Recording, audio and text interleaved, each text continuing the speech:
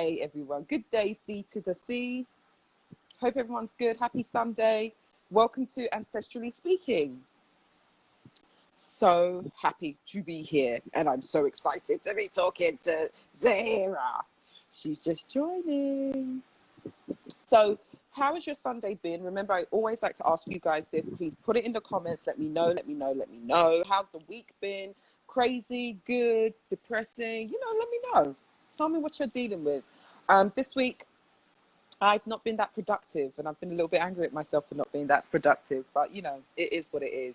I am excited, though, because today we have Zahira Kelly Cabrera, and she's otherwise known as Bad Dominicana, and she is a badass, and that's what we have on this show. We have badasses. We're just trying to connect. I know that it's all a little mind tech, IG, as a platform, I really love it, but I just feel like they underinvest in it, and just, the kind of live feature. There is so many things on the usability of it that I'm like, guys, hello. Hey, how are you? I'm good. How are you? Oh, I'm fine. Good morning, my lovely. Thank you so much for being on this with us. Thank you for having me. Oh, it's my pleasure. So welcome to Ancestrally Speaking. So it's a weekly conversation series where we talk about anything and everything with my internet phase, but really from an ancestral point of view. Now, Zahira, you I have been following for a number of years, and every time you come through on my feed, you come through with a ball of fire of truth, and you blast me from my phone. Like, literally, I look at my phone, I'm like, she's right, and I've loved that energy. So you know what, over to you. I want you to introduce yourself to the audience and let us know who you are. Who I am. I'm still at my core just somebody trying to survive in the world. Mm-hmm. That's real. I feel like all of my work comes from there. Mm-hmm. Mm-hmm. Just trying to make sense of the world and how I ended up in it. Yeah. And my position and everyone else's positions. I am a feminist, sociocritic, and artist. I began basically just writing out all of these things that I had questions about, and all of these observations about my own culture and positionality, and that kind of snowballed into writing an advice column, speaking at universities about Black people in Latin America, and I don't know, that's just kind of what I do. As I got older, I just realized that, it's like when you feel like you are the one who is wrong for noticing that everything is wrong. It's like I realized, like, there's a whole community of people out here who know that it's the system and it's not us. Yeah. There is. And also one thing I realize is that there isn't a lot of mechanisms to support the truth or truth tellers. So this is one of the reasons why I wanted you on this show, because I really identified quite early on that you are a truth teller, and you pull no punches with it. And I understand that energy. I understand why you're not putting it in a nicely packaged bow and giving us the truth, because really our survival is impacted by how quickly you take on this truth and change. And so we don't have the time for niceties, right? And I say that as, you identify as Afro-Latina, right? Afro-Latinx. And so that in itself has all its complexities and intricacies and nuances and contradictions. And it's not easy, right? And so I guess for me, one thing when watching your work, I believe truth tellers are about spiritual change. They've been put on this earth to make us change, right? So what has driven you to kind of speak this truth? Because you could probably have an easier life not speaking the truth, right? You could probably have a real easy life and be real cool without speaking this truth that you do. Yeah, I would not have to face 24/7 harassment and threats and thoughts and all of this other shit that I get. The vilification from all ends as well. It's mad. And the thing is, I read your stuff and I'm like, but how can you even argue with this? You know what I mean? Like, how? They'll find ways. You know, it's complicated being me.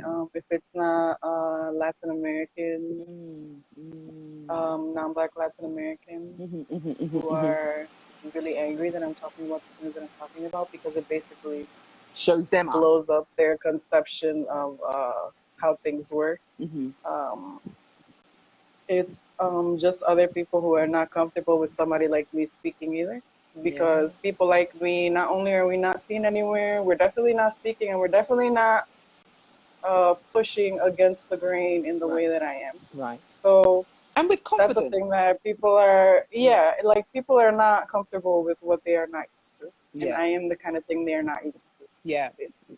Well, here at Ancestrally Speaking, we're really comfortable with you and we love what you do. And so this is why I wanted to bring you on here, because we know Bad Dominicana, right? We know that facade. But what is, not facade, sorry, we know that side of you. But what is the spiritual side of you? What is the thing that with all these, as you're saying, you're under attack, it's a hard thing, but how are you keeping yourself together, safe, cared for? How are you doing that?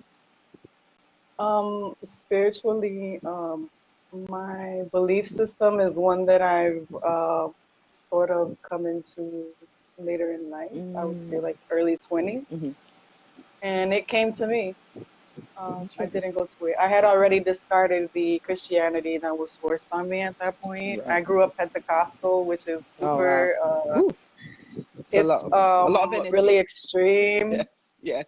At the same time, you know, I realized that they taught me a lot of Afro-Indigenous modes of communicating with spirit and just of worship, you know? So it's like, because I wasn't going to a white Pentecostal church. I was going to like a Latin American one. And it's like, when you compare it to Fiesta de Palo, which is like what we do here in 21 Divisiones, which is like a very Afro-Indigenous spirituality, like it's actually not that different.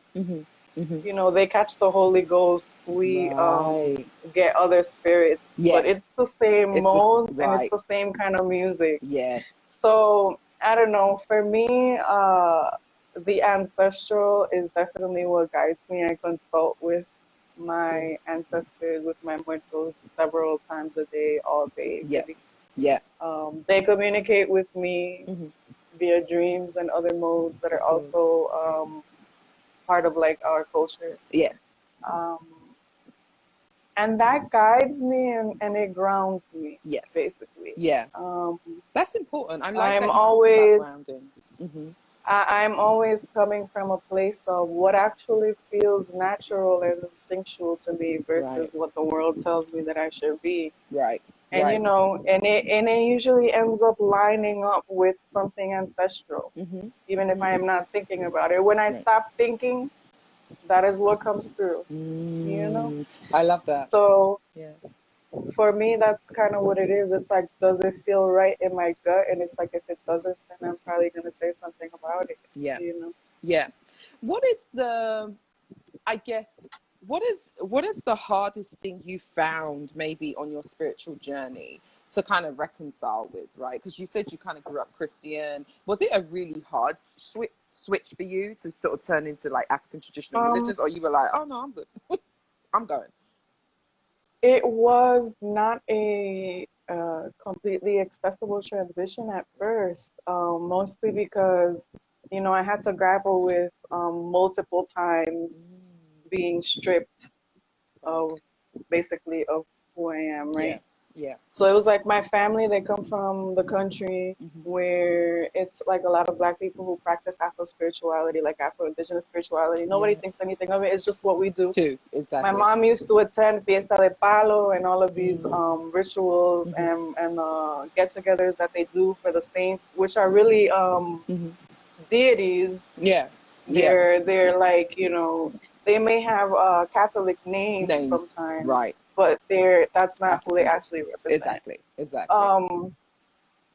So my mom grew up attending that, and when they moved to the city, in the city that was forbidden, that was taboo. It was seen as witchcraft. You know, so they had to switch to proper Catholicism. Wow. You know, which it's not even proper Catholicism. You know, my aunties had like their bevy of all of their saints and would pray 3 times a day, you know, very, very faithfully. Yeah. And it's like, there's no white people who practice Catholicism this way. They are not this devoted, you know? Do you so know all that's of those one of saints, my earliest, that's one of my earliest acknowledgements of like a Christianity. I kept thinking, hold on, this is your religion, but you're barely in church. You're barely there. You barely talk about this God. You're quick to reject it. And yet I'm supposed to follow it. There's something very up with that. Yeah. It's a similar thing I saw with Hitler. Hitler's talking about the Aryan race, being blonde hair and blue eyed, and you are neither of these things. So how am I supposed to kind of trust you? Right. So it was, we had to move to the Catholicism. Then it was my mom we moved to the United States. Like my mom found like a Pentecostal church in the Bronx. Nice. And then it was like, okay, now whatever you had left, we're gonna strip you of that too, because they're even more extreme about calling all that stuff witchcraft. Oh wow, yeah. You know, everything that's Afro spirituality is like demonic and it's witchcraft. And it's like, we're gonna strip you further of this now. So now I have to come to it from a point where it's like I'm like a generation removed from it via anti-blackness, basically. Right. You know. Yep, I do know. And I have re-entered it, and not even like properly, fully, but just like sort of just letting my own inner instinct guide me and like what I already know. And I'm learning as well. Exactly. I have like a couple of people who are very deep into it and like guide me. Nice. And like taught me how to like put my altar up and all of these other things. Yeah. But it's like I am re-entering it now after it having been stripped from you. You know, basically. And the ancestors are welcoming you back. And I think that's the beauty about this, is that, you know, us reclaiming our identities fully, you know, every single part. Well, they're the ones that called me back, you know. It's like I started having these dreams. I remember I posted one on Tumblr and I described who I saw in it. And this Cuban girl, she's like, that's a Malama. It's a Congo Simbi spirit or whatever. Yeah. Now, she's one of my, she's in my spiritual court. People have that sort of spirit in their court. Of course. Fast forward to just a couple weeks ago, I'm talking to my mother about this because I'm trying to have conversations with her about it. Yeah. You know, and she's understanding it more as something ancestral. And she tells me that she has also seen the same spirit. So this guide is literally related to us. Yeah. And it works with us, like as a family, basically. Yeah. So it's very much ancestral, and like we both perceived her immediately as somebody who was probably like related to her father's father. Okay. Like she feels like an auntie. She was an auntie, you know. Okay. But I have a lot of I've had a lot of dreams that are like that, and like afterwards when I explain them to my people who are like guiding me along, they're like, this is a very specific spirit, right? And it's always like and it's usually another Congo Simbi spirit, you know. Interesting. Those have a tendency, and not just those, but like I have a full court that are different ones, but the point is like it's very much ancestral, and it's just I've learned like they literally follow you from wherever we came from, because this is the other difficult part. It's like I don't know exactly where I came from. Right, exactly. It's probably several places because they brought African slaves from several different places. Exactly. You know, and this is I'm primarily, you know, putting the pieces together, right? So it's like spiritually, I understand that, and at the same time, I understand that they really do just follow you. Like it's blood. Yes, that's it's blood. It's not an acquired spirituality. Like it's blood, and even if you switch to another religion, they'll be there. They're there. They never leave. They are there. Yeah. You know, your ancestral court is your ancestral court. Yes. Yeah. Like these are things that I've come to understand over the years, basically, because I had no entry point in it. Yeah, exactly. You know? Yeah. And it's such a shame that, you know, anti-blackness, anti-Africanness as well, because that's another kind of spin on the anti-blackness of things. Yeah. It moves us so far from the things that we innately feel. and that we innately need. And as you're saying, that spirit never leaves us. Our spirit guides, our spiritual army, they never leave us. And this is why I'm always talking about it being our biggest army. Use your army for protection, for guidance, but for just for love. But another thing that's really important is that we really need to celebrate them, honor them, thank them, give offerings. Because, you know, so many times I hear people say, oh, won't he do it? And I'm like, I actually think that was your ancestors who did all of that, actually. You know what I mean? And it's like we're always diverting the praise to all these other entities. And it's like, no, that's not how the spirit world works. And so I feel they're very underfed and very undervalued, and they're not seen and lifted and celebrated as much as we should be doing, you know, because they're the ones who are keeping us safe and they're protecting us and guiding us. And so your whole journey into Bronx, and then, you know, from I was going to say Dominica, but that's the other island. Your whole journey into the Bronx and everything like that. Is there any times where you can recall moments in your sort of like that transition where there was some spiritual things that kind of happened, or something where you're like, oh, that was weird, or oh, that, you know, anything that kind of showed up for you in those times? Because it's a huge transition, and I know in transitions our spirit guides kind of show up in certain ways, right? And mind you, I don't talk about spirituality anymore with everybody, because you know how people are like, oh, that's crazy. Yes. You're crazy. Oh, I know. You know. Yes. But I would get warning messages as a child that would just like I would just know about things, and I would tell my mother. My mother also had a lot of experiences. This is how she ended up in the Pentecostal churches, because she was like sort of under spiritual attack. Oh, okay. She was under spiritual attack from people here in DR. You know, like it's a mess. But you know how people also mess with spirits, like in a negative way, to harm people as well. Of course, and especially when you make moves like that. When you make moves like that, I think African families can attest. Was heavily afflicted. Like she was under spiritual attack by spirits that were literally sent to harm her. You know. So the church, the Pentecostal church, because they're so anti-demon and whatever, like that was her refuge. But really, I've learned by now that they taught us how to work with spirits and with energies. You know, that's the thing about Afro-Latin Pentecostal churches. You know, they still teach you how to work with spirits. Exactly. So it's like they heighten that sense, actually.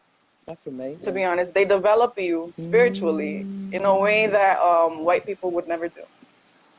You know what I'm saying? I do know what you're saying. You know, as in you learn to pick up energies and vibes and get messages and be open and receptive to the messages. Like they train you into that. Amazing. Even though it's like with all this really convoluted, like kind of God versus Satan, condemnation and everything else is hell and damnation and demonic and blah blah blah blah. Right. Like it's a very schizophrenic also, right? It feels it is. It's like very what? It really is. But you know that's how we ended up there. It was because spiritual things were occurring that we did not know how to handle because Catholicism did not prepare us for it. Yes, let's talk about that. Let's talk about Abrahamic religions not preparing us around our spiritual hygiene, protecting ourselves, and being able to kind of just push through. How it just really doesn't do the full job of spirituality. No. Catholicism, in its proper white form, is very non-spiritual. There is no connection with spirit there, in my opinion. Like, say that again. Yes, exactly. It's just people don't really have that. No. The people who do have a connections are the ones who practice, like my great aunts, who practiced it in that very Afro-Indigenous way, where it's like they have their altar of saints, they have their offerings, they pray and meditate with them 3 times a day. You know, they have their ancestral altars too, where they put offerings for people who already passed. Like, you know, and this is all on one table in her bedroom. You know? Yeah. Like, that's a very different way of practicing it. But the point is, that still doesn't prepare you, because Catholicism is very afraid of delving into spirituality, if anything. Yeah, it might be because it might find out the root of how that all came to be. Right? My great auntie, she had all her altar and everything, but she Yeah. didn't even read the Bible, because back then they would tell you people who read the Bible go crazy. Wow. What? And I was just like, what was happening to people when they read this? Were they like, this is bullshit? Or were they, you know, like, they were I like, don't know. this But they doesn't were trying to make prevent sense. something, because she literally grew up, and she still to this day will not read the Bible, because they told her that you go crazy when you read the Bible. Thank God for African spirituality. You know, thank God that it's not a book-based religion where you need to feed something that is man-made and can be influenced That's and changed. basically my thing. Like, she still practiced in her own very Afro-Indigenous way, but she didn't read anything. She refused to read anything. Wow. That's Yeah. just the power of what colonization and all of this madness that's been pushed on us and our ancestors has done. But I'm so very proud of our generation and younger really going back and saying, look, I don't really know everything, but I know I don't want that, and I know I've got to do more of this, and just feeling their way through. Because that's what we we're have trying to no do. other choice at this point. And I will say to you as well, you know, like continental Africans. So my parents, they're from Ghana, came to London in the 60s and stuff. So I'm first generation Ghanaian British, right? But the thing for me, there are parts of our culture that's been disconnected because of colonization as well. So as much as people be like, oh, you're from Ghana, oh, you know, it's like, oh no, there's huge swathes. There's just been because of English, because of the Portuguese, because of the Dutch, and because of whatever. Right. So we're all fighting against that. Trust me, we are all fighting against that. I feel that's always very that tends to be removed from the colonization conversation, that Africa was colonized. Africa was the first place to be colonized. How did they steal all these people from Africa if that wasn't the first place they colonized? Through our spirits. And that's why when I went on my whole decolonization they were taking land process, and they were taking people. This is it. Like all over. This is it.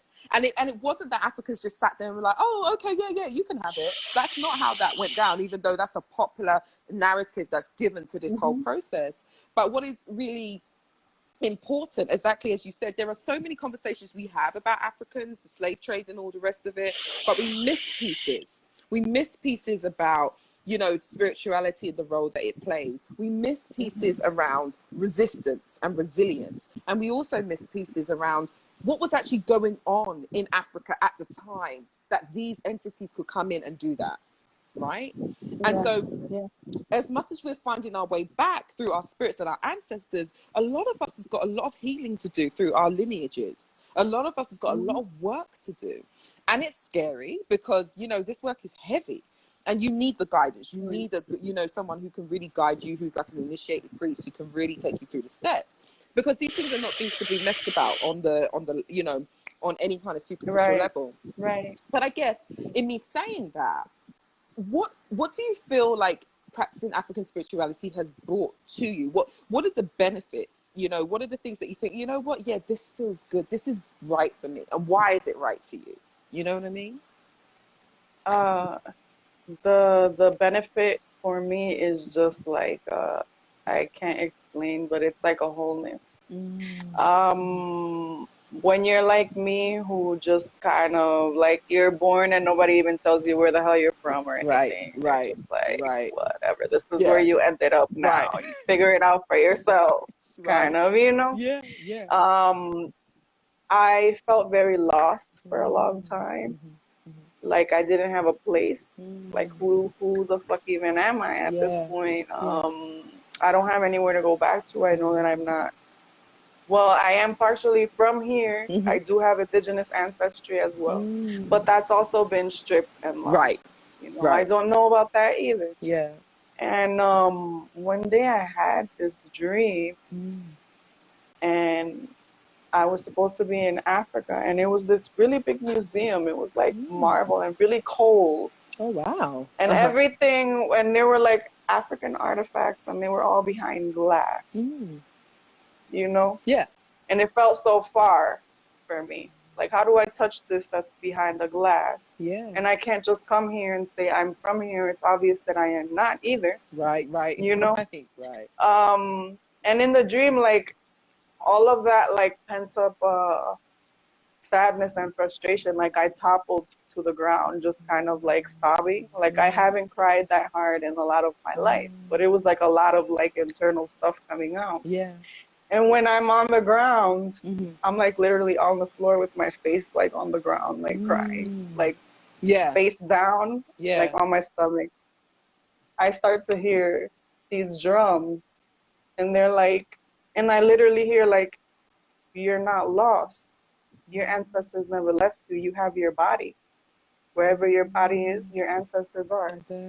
That's it's amazing. Like, and it was just like, that was like a very like that was like a moment for me. You know, it was like that's I'm not just an island. Right. You got people. Like lost. You got people in the middle of nowhere. It was like, no, you have your ties, basically, regardless of whether you know or not. You know? If you have a physical body, then you have your ancestors and they're part of your body as well. You know, like, that was like an understanding that I gleaned through that. I love that. And I would say that that sort of guided everything for me. It's just like self-knowing, self-knowledge. It's something that I've always lacked. Right. Basically. Yeah. And you know, widely, there are so many people lacking it. Even the people you think, oh yeah, they know. It's like, we've been interrupted so much that the pieces of this puzzle, some pieces are missing and probably lost forever, unfortunately. And there's others that we just, and in those moments, we have to create. And this is where I want, you know, Black people as a whole to move into that space of creation. You know what I mean? Imagination, creation. What could we look like without oppression? What could we look like if we're not looking through the eyes of oppression as to ourselves, our destinies, and all the other things we want for ourselves? And very much, you know, that's what I feel like you do with your social media, is that you're speaking this truth, and you're doing it in a way that it's like, you're going to get this. You're going to get this, and you're going to hear it. And this vessel that I'm in is going to tell you. And I know you don't like it, but I don't give a fuck. And I love that, because we have to confront. There's women in history that will always be ignored. Bodies like yours and mine, right? They're not ever there for learning. They're usually there for using and abusing. Unfortunately, that's what bodies like mine and yours have been used, or at least people find that synonymous with. And so, you putting your head above the parapet and being like, oh, no, I'm actually going to teach you something here. And through my own lessons too, you know what I mean? It's very powerful and also very ancestral. And it's probably some of the things about your purpose that you're really living through. And it will probably move you in to, you know. I've definitely felt that. When you said truth teller, there was a point in time, I would say maybe 15 plus years ago, when that was a word that popped in my head before I started any of this stuff, you know? And I do think that when I speak, I am guided. I usually consult. I consult for everything at this point with my ancestors. And I'm glad to be in community with people who also consult. And like, when we talk about, we consult with mis muertos, like my dead or my ancestors, like we know who we're talking about. We're not talking about spooky ghosts or something. The Disney, you know, type. No, we are consulting and we are listening for messages and for guidance. And no, in general, I feel held. I feel protected. You know, that. Like they come through in that way. I love that. This is one of the things that I think a lot of people, where they, you know, they feel like they should be doing more in African spirituality traditions, but they don't, because they're like, I'm scared. And, you know, they've allowed all of the kind of socialization to kind of overtake what really is the real issue. So I guess for you, you talked about anti-Blackness and how that had shifted, or how it moves us further from our things. What are the ways that you have worked? I mean, was there a time where you were anti-Black? Was there a time where you were doing things where you're like, damn, you know, when you look back, you're like, damn, I'm so glad I've come out of that. But what were the moments of anti-blackness, I guess, for you that were keeping you distant from yourself, I would even say? I would say it was the self-hate for me. It was the self-hate. It was about looking in the mirror and not even understanding what I was looking at and wanting to be something else entirely, because something else is what was always promoted. what was celebrated and loved and approved of, you know. Yes. If you had asked me when I was 15, what do I want to look like, I would have said I wanted to be a white girl with blonde hair and blue eyes. Why? Because that's who was and is still in 2020 the trophy. Yeah, I know. I used to wear napkins, flannels on my head and do that in the mirror and stuff. Everything that wasn't me. Even now, like Dominican men, as soon as they get any kind of money, they go straight for a white girl, a white Dominican girl, or any kind of white-ish just white person. To like clean themselves up, but really it means that when you're not that, you're just devalued. You're seen as like a throwaway. Like they'll talk about like black women are for broke men. Because when you got money, you level up, and leveling up is going for somebody who's not that. So I internalized that. Yeah, we do. As women, definitely. That self-hate of I'm all the wrong things. I'm not skinny. I'm poor. I'm black. It's like I felt like I needed to be somebody else entirely, and if there was any point in time where I'm like marginalized for that, it's like a personal failing of mine for having been born the wrong thing. Mind you, this is a very Dominican way of thinking. Everybody blames themselves for not being born whiter. Interesting. And that's why when we turn on the TV and we only see white Latinos, we're satisfied with it, because we're like, well, if I was white, I would be on there too, and I would also be deserving, but I'm not, so I don't even deserve that. Yeah. Which means like there's nothing wrong with that order. Right. I'm not even going to you're not gonna because you're not gonna challenge that. I grew up there were never any books about anybody like me. I was a bookworm, but I read about anyone but myself. Yeah, I did. Even in the history books, non-existent. Whether in DR or anywhere else, we just don't exist in them. Media, just that doesn't exist. Let's just I can find other black people, but Latin American black people, they're just not going to be there. To be frank, I have to say, like, the wider consciousness that Latin Americans can be black, wouldn't you say 5 to 8 years is when people would really be like, oh actually. When I started on that, it was still very controversial. I was still it was only me and like maybe one other Latino sexuality like page on Tumblr who were talking about that. It was a very foreign thing. It became a bandwagon, but I was a huge push for that to even become a thing. Like I pushed against the current until we became the current. And then I got erased from that because, anti-black misogyny means you don't give black women credit for anything. Ooh, I know about that, girl. So now it's like suddenly I didn't do that work. But that being pushed to the forefront, like I and a few of my friends like have a lot to do with that. But even that was like a very foreign conversation. And even now, I have to just accept that, I got Netflix, I got 800 books, I got whatever, I got yada yada. I don't exist in it anymore. I still don't exist in it. So it's like now I have like, I'm sure of myself now, where I do feel worthy. Regardless of whether or not I'm accepted. I get you. But that's also where it comes from. It's like you can't fight for yourself if you don't love yourself. You don't fight for yourself. You're right. So it's like gaining that self-love and self-acceptance of who I am and where I come from. It's like what gives me the push to actually fight for us, to be seen, to be like just human.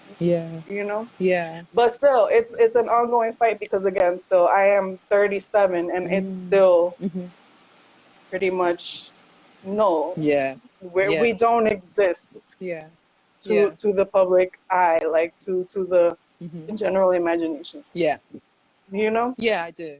And it's interesting. There's a few things you said. So I love the thing you said about I looked in the mirror, but I didn't understand what I saw. That was really powerful for me as a black girl, as a dark-skinned black girl growing up in very white England. You might not know, but only black people make only 3% of that population. So we tiny. And, right. And also, let's also throw in the statistic that 60% of black men in that country are either married to or living with white women. So you can just imagine. You can just imagine what a little black girl like me feels like in that whiteness, and then with the anti-blackness and anti-black womanness in all of that, right? And so you're right, I didn't understand my curves. I didn't understand that my body was athletic. And when I was in dancing class and standing next to white girls the same age as me who were incredibly thin, also to me, look, now I would say they look emaciated, but I would be like, I'm fat. Oh my God, I'm fat, but I was never fat. And so this is the thing about understanding what we look like, understanding what this is, understanding that we're always going to look different, because the measure is one that's actually, you know, it shouldn't be a measure because it's not the majority. It's not the majority in the world, and it's not the majority in life. They're not. They're the minority globally. Right. They are the minority. And bodies don't generally look like that. They forced us into having to comply with whatever it is that they like and whatever they deem beautiful. Right. And, you know, beauty is tied to power. So it's really just about who is at the top. Right. That's what's beautiful. And it's not objective. And for women, it's currency. It's for women, especially, like in the Dominican Republic, like men can be dark skinned, they can be bald, they can have a big belly, they can be old, all of these things. Right. But who is on, and that's fine. But who is on their arm? Let me have to tell look like a white Barbie. Do you know what? I have to look like a white Barbie. I have been posting in my group about this quarantine and what has been happening to, namely black men who have not been able to visit their barbers. And I'm like, don't you ever speak on what a black woman's beauty process is again. Because if your barber could do that, really, what I've been seeing from what you look like without a barber visit to a barber visit, there is never any reason for you to criticize black women at all on what we look like at any stage of whatever we do. And it's really interesting to me, this mediocrity that we accept with men, that we are allowing so many men that we would just pass by and we wouldn't even, I guess, even see them, but somehow they've got the power to decide what's good. And it's like, no. Yeah, no, you know, and it's, you know, it's hard for people to hear that from lips like these, right? From mouths like these, from bodies like these, because it's like, well, who are you to want so much for yourself? And that's exactly it. And that, and you know, there's no narrative for people like us having anything to say anyway. Like for me, a big barrier is always like, I'll do talks at Stanford and Columbia and all of these other big universities, and as soon as people come to my profile, even though that's pinned, they come with the assumption that I'm stupid, I don't have anything to say, and that I probably engage in illegal modes of income because I'm black. You know, so I must be a drug dealer or I must be a sex worker. No shade at sex workers. I'm totally pro sex worker. But it's just like an association that people have with Black Latinas. Like you can't possibly have anything to say. You're just the dregs. There's no way you're intelligent. There's no intellectual output coming from you. There's no narrative for that. So what could we have to say that is of any value?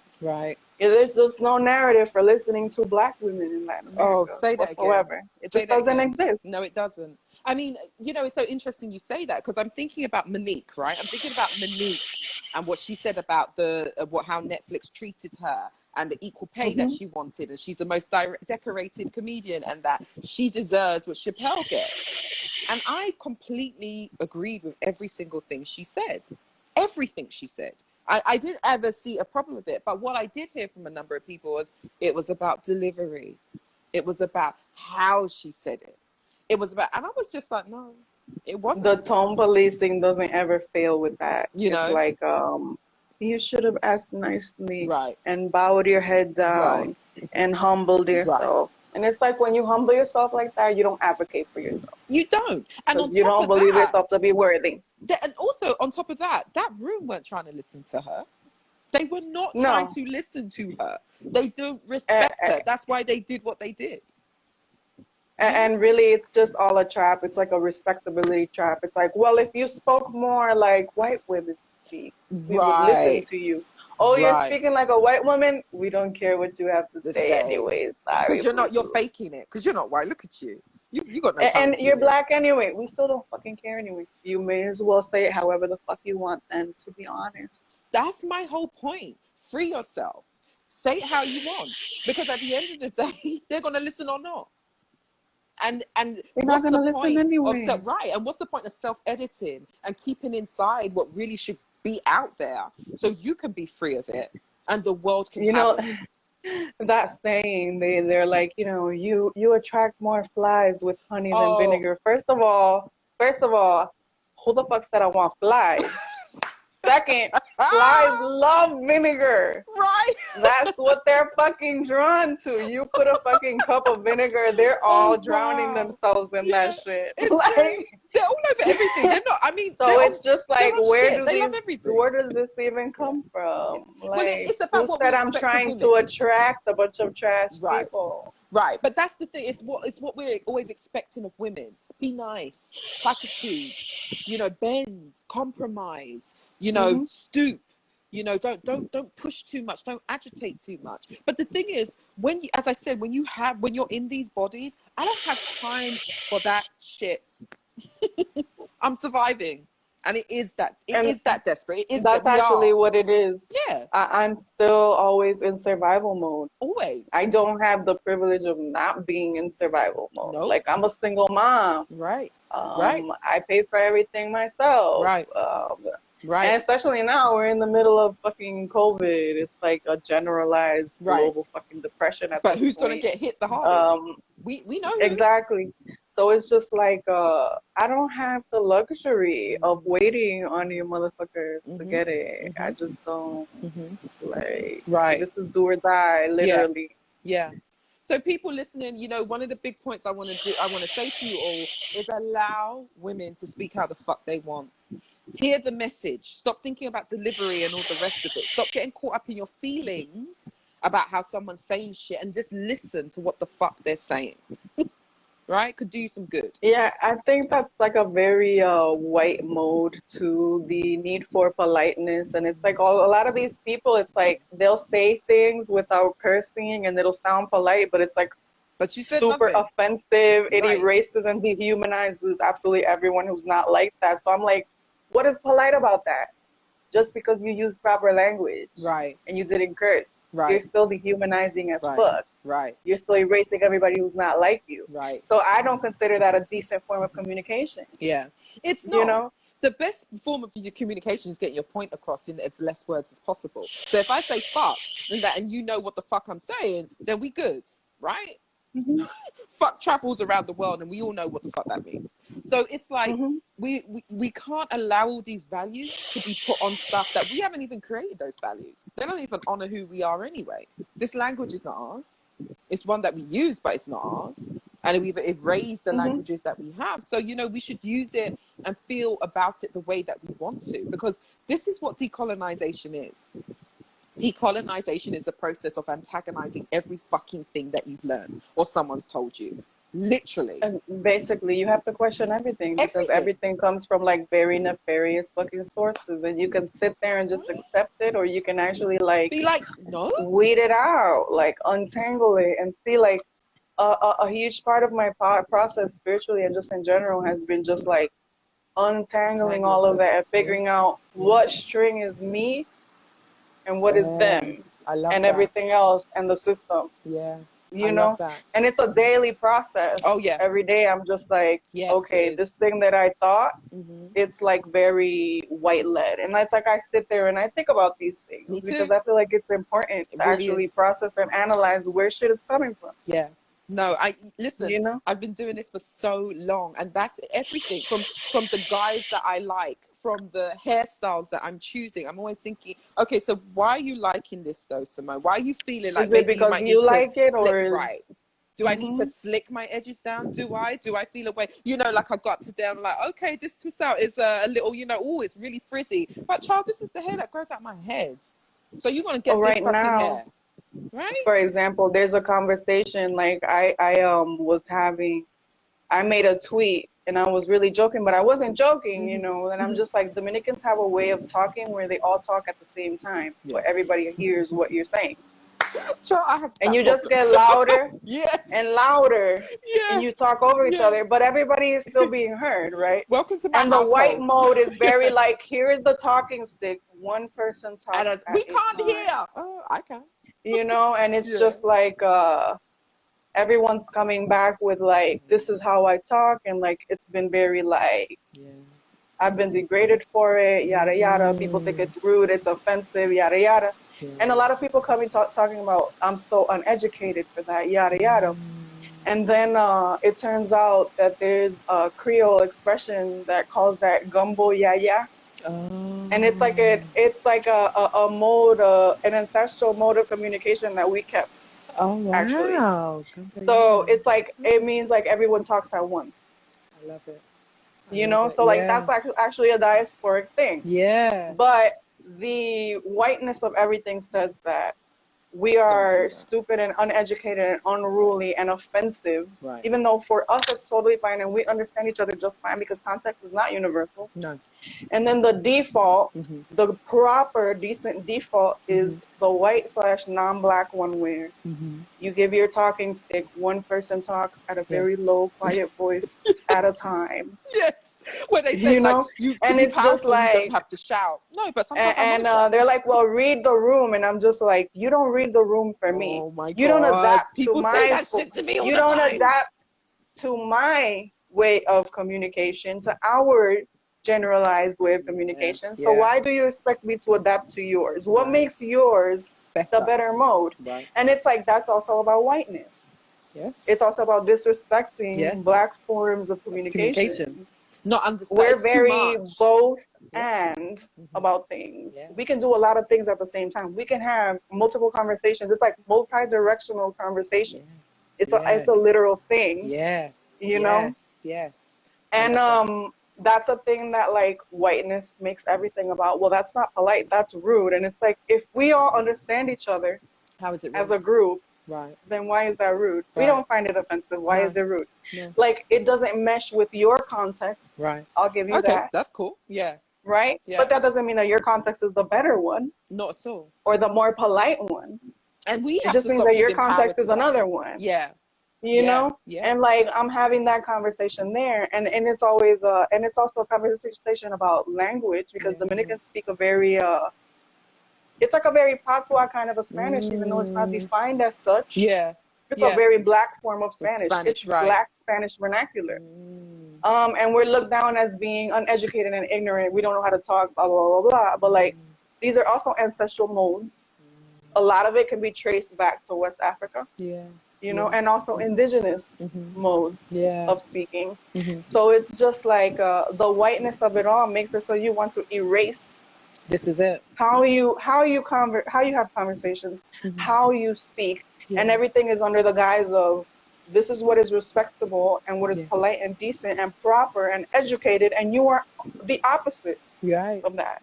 And that's all super anti-black at the end of the day. And like, we don't necessarily know that it's anti-black because we're fed that this is the correct way to be and you are just incorrect. You know? But it's like, that's what I mean by that. Like, there's a lot of things that we don't necessarily know where they come from, and we just like continue that form of thinking without questioning, like, why? Who gave us this form of proper? Who said this know? is the right way? And who said that's the right way? And it always turns out to be not our ancestors, not them. That's not who said it. And this is why we have to keep so close to them, because they're going to keep us on track, so we don't get diverted into these fucking and what it is, it's like a fucking hamster wheel. Oh my god, whiteness. I'm constantly chasing whiteness. Oh my god, my hair has to be straight. And for what? Oh my You're god, never enough. Not even that. You could change all of the way that you speak. You could change the way that you act. You can change how you dress. You can do everything like them. And you're still never going to be them. They're still never going to accept you as such. So what is even the point? Like, that's where I'm at. You know, like a lot of like people get stuck on, well, I don't want to be a stereotype. And it's just like, I I'm don't not give a concerned fuck. with whether or not you think I'm a stereotype. I'm a lot of different things. I'm Yeah, this is multidimensional. it. Some things you might think are Yeah. stereotypical. Other things you will think, wow, Wow, that's really that's really different. left it But the right. point is, I could be all. I'm just me, and I'm not going to like shape myself according to other people's like ill thoughts. It's just Right. like that doesn't make sense. This is And that's prime part of self-love decolonization. Yes. too. This is it. This is radical self-love, because what it is that you're gripping from the root of what these issues are, and you're shaking them. You're like, what is this shit? What's this shit that I've been holding on to? And don't need that. I don't need that. Oh, I'll take some of that. And we've got to Exactly. do this decolonization daily. We have Everything we to. do. All of these things. I also talk about the machismo, for example, in Latin American culture. It's like the anti-blackness, the whatever. These are not ours to keep. Those were things that were imposed. You can throw that away and keep your culture intact. Say it again. You have to like figure out what is your culture and what are these things that were imposed that you don't need, and then you need to discard. Because the thing is, none of this stuff has moved you forward. You haven't started earning more money. You haven't started getting anything more that, you know, of the things that you want in your life. None of them have helped you get that. No. And the Dominican Republic is very indicative of this. See, the most educated and prepared sector is women, majority Black women. We're also the poorest sector. So we were fed the lie that education was going to be the key to equity and yada yada. And then it turns out we are the most educated and we're still the most marginalized. We're still the least paid. We still have the least money. We have the least land. We have the least access. So it's like all of these things that we've been fed, it's like that wasn't the root of it. It wasn't that we were too uneducated and low and, you know, ignorant. It's that we're still living in a system that is anti-us. Right. You know, it's patriarchy, it's anti-blackness. You know? Yeah. It's this work is so important, and it's hard, but it is so liberating, because at the end of the day, what happens is that you're like, I made this choice and I actually made it through me and only me. There wasn't anything else interfering with this choice I made. The person I love, the way I'd styled my hair today, you know, and that doesn't mean that I'm not going to put on a little bit of some Indian yaki. I would do that shit. Trust me. But no, I'm not going to be like, I look better I love because me some wings. You want to see my house right now. I've got them all over the place. But it's like, I can do that because I want to. It's not because I feel forced for you to only see my hair in one way, because if I don't, then this blah, blah, blah, blah. But it's taken a journey. I wasn't born like this. I grew up in a very white country that did not like me to exist. Let's just be very real about that. And so there was a whole process I had to go through of really liking myself, you know. And some days I'm not always up there. Some days it's down, because, you know, healing isn't linear. So we're always riding this roller coaster. But I'm in a far better place than I've ever been. Ever. And liking myself, liking my features, liking my nose. You know, they used to call me Simone Hoover nose. Great. Okay, great. But bitch, this is the nose my dad got. I don't hate my dad. Right. It's sorry. All super, I just like super anti-black. Like, no. And it's like, they'll say anything to try to make you hate yourself. This is it. Even here, like my hair type is like yours. Yeah. And I still have to deal with going outside and people like yelling things at me on the street. Wow. Or like laughing at me when I walk in the room. You know, it's like that kind of thing. Like here in the DR, like in this province, you won't see it. But if you go to like Santiago or the capital, they don't let people like us walk in with hair like ours. If it's not straightened or you don't have a weave or a wig or something, you can't get through the door. You'll get kicked out of restaurants for it because they'll call it unhygienic. You know, so it's like unhygienic. Self-love, it takes a whole lot. It's a fight. To be like, I'm still okay with this, with who I am and how I am and how my hair grows out of my head. Like, that was a whole process for me as well. Of course. Yeah. And it's like, that was also about like just learning self-love. Yeah. You know, and I forced myself into it. I was like, I am 23, 24 years old. I've never seen what my hair looks like naturally. It's been straightened since I could remember chemically. Yeah. This doesn't make any sense. How am I an adult who doesn't know what grows out of their own head? Right. And also then so I shaved my I shaved my head and I forced myself. And every day I was looking in the mirror like, what is going to come out of here? Because I literally had no idea. Yeah. Yeah. You know? Yeah. And it was also just like, I've just like progressed into this is what it is and I don't care. I'm not going to put a bunch of gel on it. I'm not going to try to make it curl because it's not going to be curls ever. Right. So people be like, well, my hair is curly when it's wet. Yeah. Listen, my hair is not even curly when it's wet either. It barely gets wet. Right. It's just not that type of hair. Right. So, you know, like, I am not into like the whole natural, like, let's call it curls and rizos or whatever. It's like, I don't have curls and rizos like you. No, right. My hair is like cottony. Yep. That's it. Doesn't do that. We got. And I'm just going to let it be that. I'm not going to let you pressure me anymore into like, putting 5 pounds of gel and shingling and smoothing and whatever the fuck to try to force it to look like 3C hair. Which I don't have. Because that's what you think natural hair should be. Right. This is why I don't do the baby hair thing. Because I'm like, I don't have baby hairs. My baby hairs do not lay down.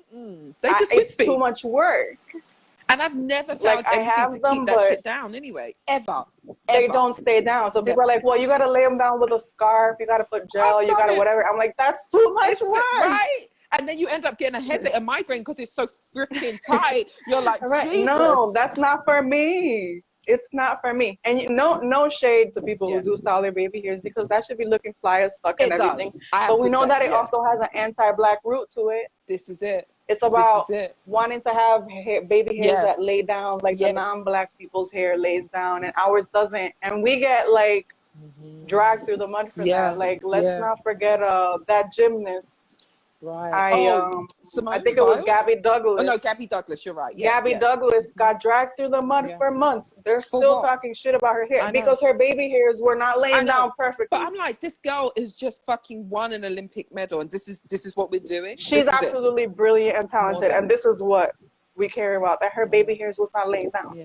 And this is the work that we're not doing. I know, right, and this is the work we're not doing. And we're talking about all this bullshit and say, yeah, we need liberation, but liberate your fucking self, right? The core of it is about liberating yourself, right? So we only have a minute left, and I've loved this conversation, as I knew I would. Like, you are a joy. You are a star. I wanted to give you your flowers. Thank you for the work. Thank you for the work, because I don't think I appreciate that a lot, because I feel like a lot of people don't understand it. Right. and that's what I'm saying. Really like, appreciate that. Your scene, I appreciate it. The stuff you have written has changed my viewpoint on so many things. So, you know, one thing I will say to you, when you're the first over the hill, you usually get shot. Right? That's what happens with truth changers, trailblazers.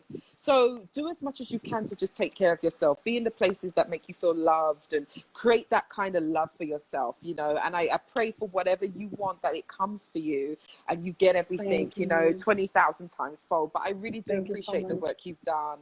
And thank you for joining us on this Sunday. I would love to have you back as well, so we can have another little kiki and everything.